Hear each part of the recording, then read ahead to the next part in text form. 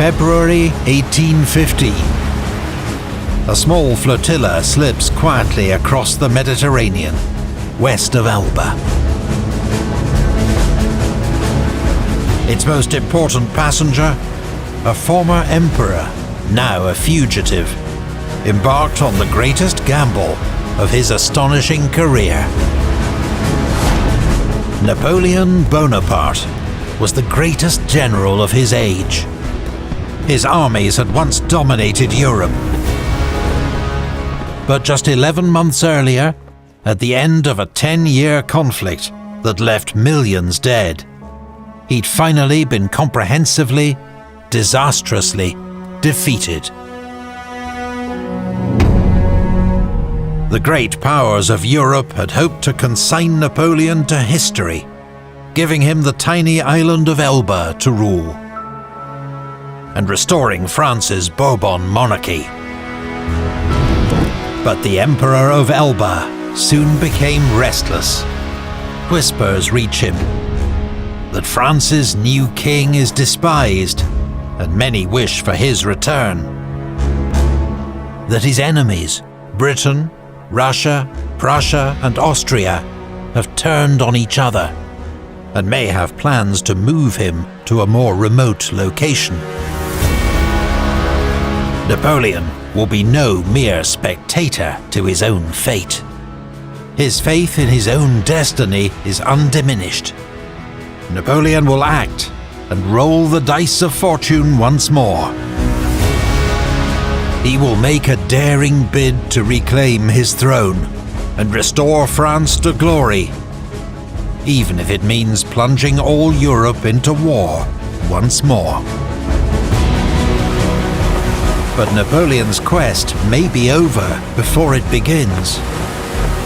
A day after sailing from Elba, as the sun falls over the Mediterranean, Napoleon's vessel passes within shouting distance of Zephyr, a brig of the French King's Navy. But for an unknown reason, there is no attempt to question or search the suspicious vessel. Perhaps Napoleon's star of destiny still shines after all.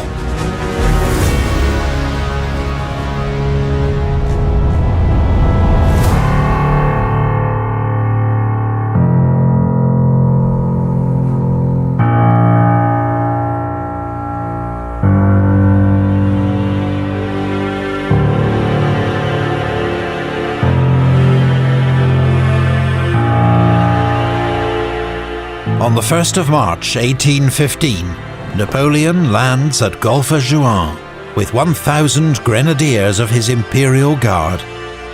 He's just 15 miles from Nice, where his glorious first Italian campaign began 19 years earlier. Napoleon has no illusions of the danger.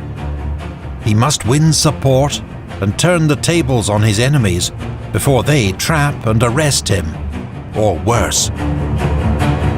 Therefore, he must travel fast before they can organize.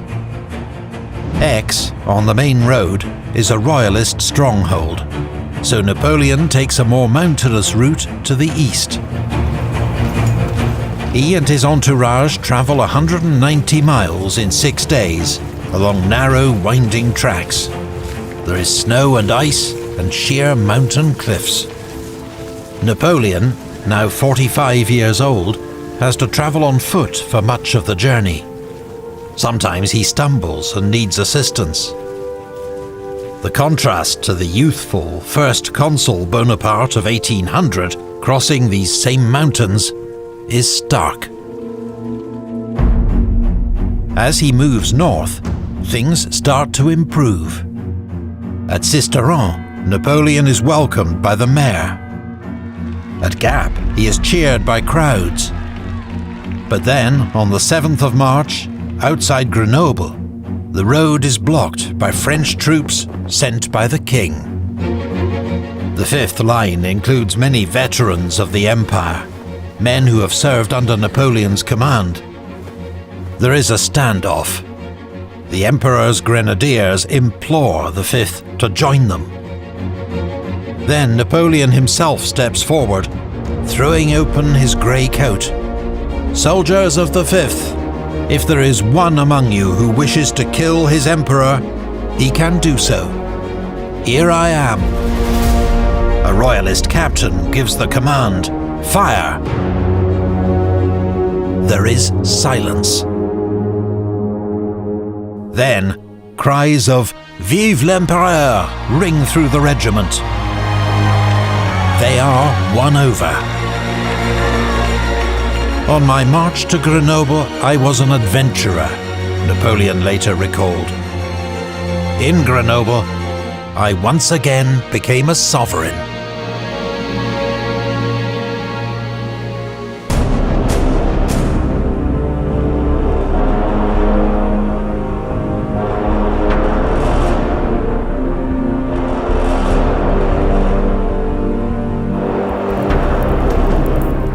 At the court of King Louis XVIII in Paris, there is disquiet, but no great sense of alarm.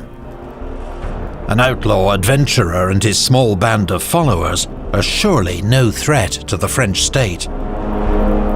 The men who now draw up a plan to stop this escapade know the fugitive well. Marshal Soult, now Minister of War, joined by Marshals Oudinot, MacDonald and Ney, men who had won titles, riches and glory under Napoleon, but continue to hold senior roles under the Bourbons. Ney, in particular, whom Napoleon had once dubbed bravest of the brave, seems to have switched his loyalty with zeal. "I will seize Bonaparte," he tells the king, "and I will bring him to you in an iron cage." Ney marches south with 3,000 troops to arrest his former master. But everywhere there are signs that Bourbon authority is collapsing. In Lyon, Napoleon is welcomed with celebrations. Whole regiments are defecting to him. Ney hears grumbling within his own ranks. He's haunted by the prospect of civil war. Napoleon writes directly to Ney, "I shall receive you as I did on the morrow of the Battle of the Moskowa," he tells him. Ney is won over. "The cause of the Bourbons is lost forever," he tells his troops. "Only the Emperor Napoleon is entitled to rule over our beautiful country."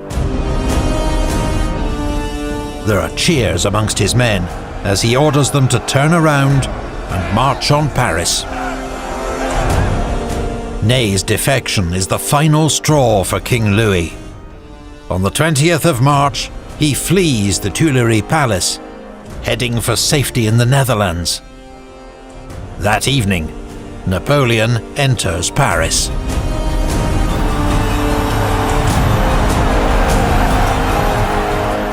At the Tuileries, he is acclaimed by former ministers, dignitaries and soldiers, many of whom are now out of work. Marshal Davout is there to welcome him. He had been ostracized by the Bourbons for his loyalty to Napoleon. Even Joseph Fouché, the wily Minister of Police for the last 16 years, is on hand to offer his services, which are quickly accepted. In these first weeks in Paris, Napoleon is a whirlwind of activity. He appoints new ministers, prefects, and mayors. He promises a new liberal constitution on the British model that will limit his powers. He lifts censorship and restarts public works. Whether such measures are long-term commitments or mere populism to win support will never be tested.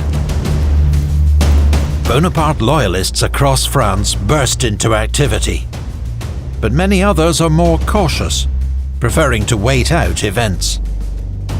Because across Europe, there is the confident expectation that Napoleon's return can only mean war.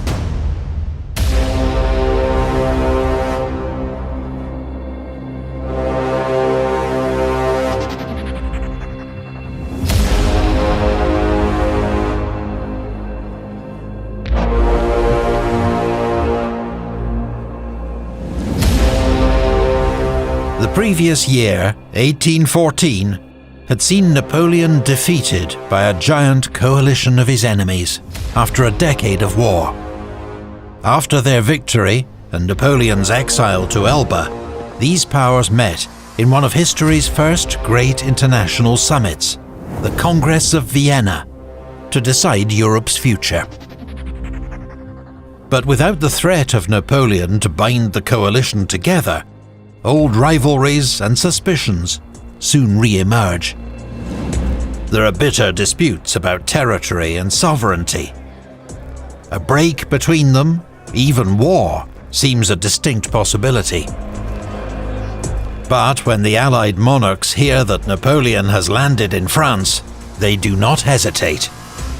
They put aside their differences to form a seventh coalition and declare war not on France, but on Napoleon, an enemy and disturber of the world. They plan to raise 4 massive armies. The Austrian Prince Schwarzenberg's army of the Upper Rhine, the Prussian Prince Blücher's army of the Lower Rhine, the British Duke of Wellington's multinational army of Flanders, and Barclay de Tolly's Russian Reserve Army. They will be supported by smaller contingents from Sweden, Denmark, Italy, Spain, and Portugal. Their total strength, on paper, nearly 1 million men. Napoleon has just 200,000 troops. Thousands of veterans have flocked to the colours, but the nation is exhausted. The return of conscription is dreaded, and Napoleon's war chest is a fraction of what is required. Parts of France are already in revolt. Royalist insurrections in the Midi and the Vendée force Napoleon to dispatch troops he cannot easily spare. Napoleon himself is still capable of prodigious bursts of energy and works 15 hours or more in a day. But years of exertion have taken their toll. Count Molion, his finance minister, observes, "He found himself confined in a narrow space. His meditations became laboured and distressing. He withstood less well the strains that were within him. After several hours of work, a certain lassitude came over him that he had never known before." Napoleon knows he has one chance. It will take his enemies months to assemble and organize their armies. If he strikes first and wins a sudden victory, he will throw their plans into chaos and may even split the coalition.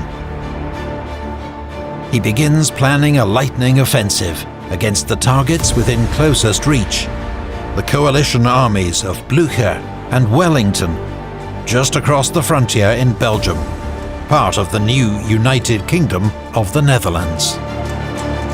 The stage is set for war, but the first shots have already been fired.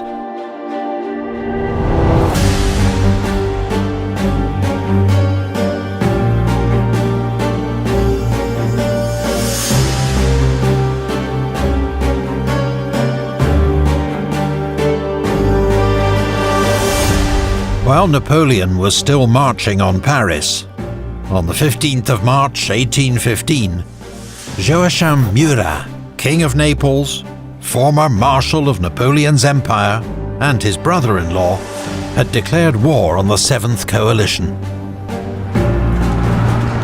Murat had loyally served Napoleon as a brilliant cavalry commander, from Italy and Egypt to Russia. But in 1814, he betrayed Napoleon, defecting to join his enemies. He only later realized that the coalition had no intention of letting him keep the throne Napoleon had given him. Murat's Neapolitan forces sweep through the Papal States and enter Bologna. But when the Austrians finally muster their forces, the tide quickly turns. Murat suffers a string of defeats, and in May 1815, As Austrian troops enter Naples, he flees to France. On arriving in Toulon, Murat appeals to Napoleon, offering to fight at his side once more. Napoleon is not interested. It was doubtful whether the troops could surmount the disgust and horror which they felt for the man who had betrayed and lost France, he would later say. In Belgium, meanwhile, the aggressive 72-year-old Field Marshal Blücher wants to strike into France immediately. But a mutiny among his 10,000 Saxon troops throws everything off. He must divert 14,000 reliable Prussians to watch them, a force that will be sorely missed in the weeks ahead. The 46-year-old Duke of Wellington is also in a tricky situation. He had achieved stunning success, leading a joint Anglo-Spanish-Portuguese army against the French in the Peninsular War. But his old army of veterans has been widely dispersed.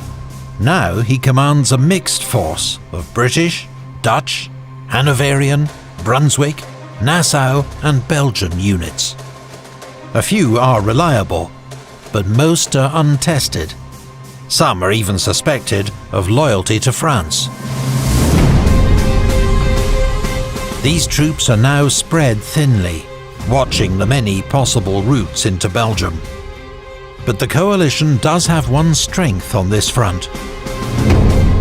Since their first correspondence, Wellington and Blücher have developed a sense of mutual respect and understanding. Each feels that the other can be counted on. It will prove crucial in the coming campaign.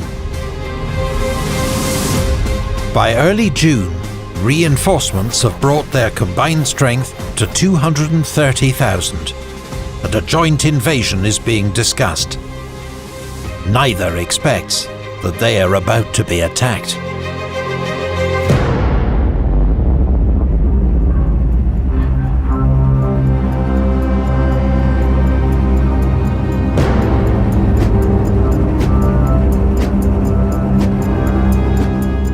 Along the Belgian frontier, the French have imposed strict secrecy.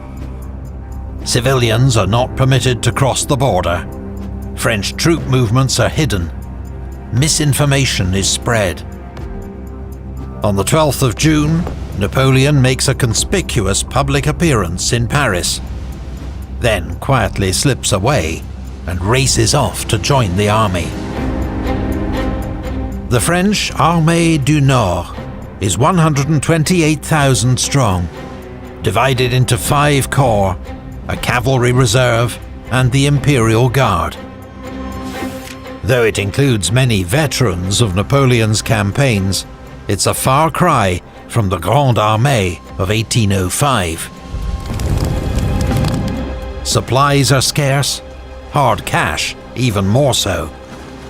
The cavalry and artillery arms have recovered somewhat from the desperate days of 1814, but officers have been assigned to unfamiliar units, and discipline is lacking even within the ranks of the Imperial Guard.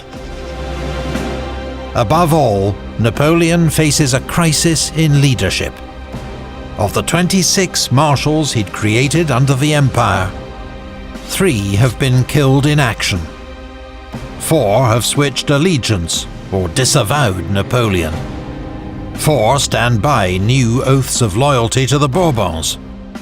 10 are either too old for field command or prefer to remain politically neutral. This leaves Davout, Grouchy, Ney, Soult, and Suchet. All excellent, battle-tested commanders, but too few for the struggle ahead. Noticeably absent is the man often described as the indispensable marshal, Berthier. As Napoleon's chief of staff for 2 decades, Berthier had performed the vital role of overseeing the emperor's headquarters and turning his words and thoughts into orders. But in March 1815, he fled to the Netherlands with King Louis. Napoleon is astonished and outraged. "I have been betrayed by Berthier, who was just a gosling transformed by me into some kind of eagle." Then, on the eve of war, Berthier falls from a high window. An accident seems most likely, but foul play cannot be ruled out. As Berthier's replacement, Napoleon picks Marshal Soult, thus giving an administrative role to one of his best battlefield commanders. Suchet, another brilliant general, is sent to the south to hold the frontier. While perhaps the best of all, Marshal Davout will remain in Paris as Napoleon's new Minister of War, with the added responsibility of defending the capital. These are important roles that Napoleon wants to entrust to loyal, experienced commanders. But his decisions will keep 3 of his best generals far from the action, with grave consequences. And there are soon signs that all is not well within the army. On arriving at headquarters, Napoleon discovers Marshal Soult has bungled his orders. Still settling into his new post, Soult has mistakenly concentrated the whole army west of where Napoleon had intended, while Marshal Grouchy's cavalry corps is far behind schedule. General Gérard's 4th Corps is also inexplicably delayed. Then, one of its division commanders defects to the enemy. Throughout his life, Napoleon has believed in destiny, omens, and lucky dates. Few are more special to him than the 14th of June, the anniversary of his victories at Marengo and Friedland. He has chosen that providential date to launch this, the most high-stakes campaign of all. But in an operation that depends above all on speed, perhaps the real omen comes when he is forced to delay the start by 24 hours. At 2 a.m. on the 15th of June 1815, French drums beat the call to arms.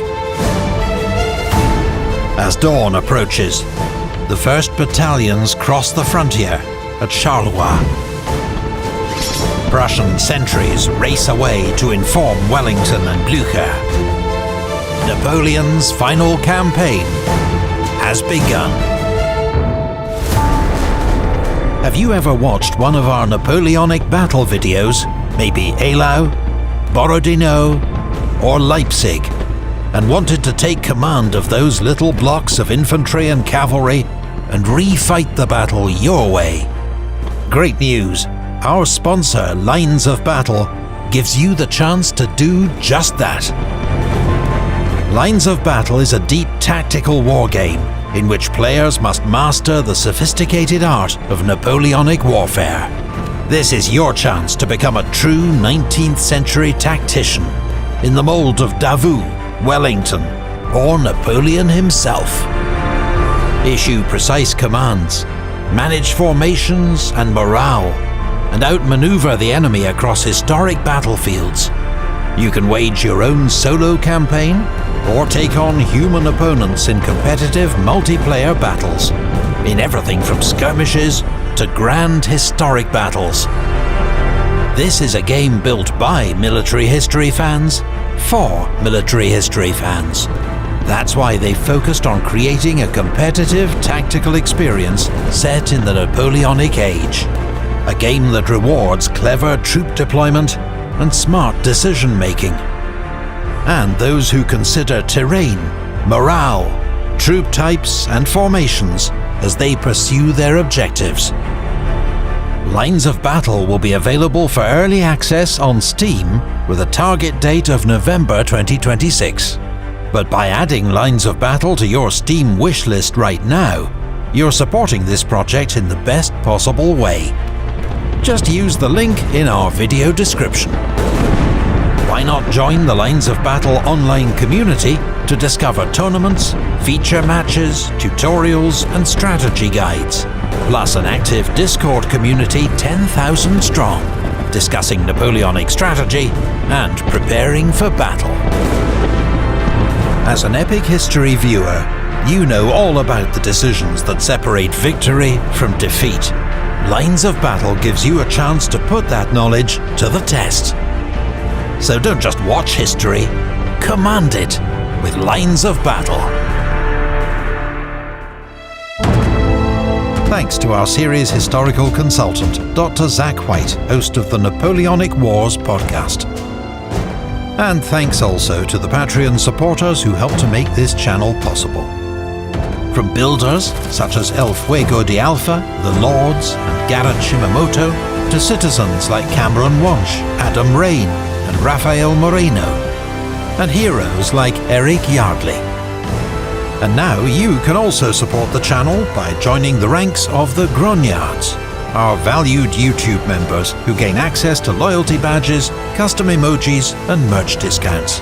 Click the membership link on our channel page to sign up now.